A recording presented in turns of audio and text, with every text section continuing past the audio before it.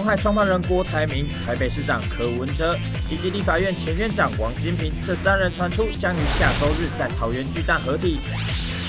双方的幕僚也在周四中午举行了会前会，讨论相关内容。在经过2个多小时的会谈后，代表柯阵营出席的台北市政府顾问蔡壁如约在下午2点多回到台北市政府。而当媒体追问蔡壁如是不是下周日会合体，蔡仅回了3次对，没有多做说明。而公开会面后会不会再屁事密谈，蔡只回答没有谈到。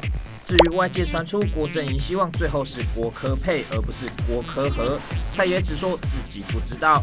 而相关细节部分，3方幕僚已达成共识，将由永龄基金会执行长刘宥彤统一对外说明。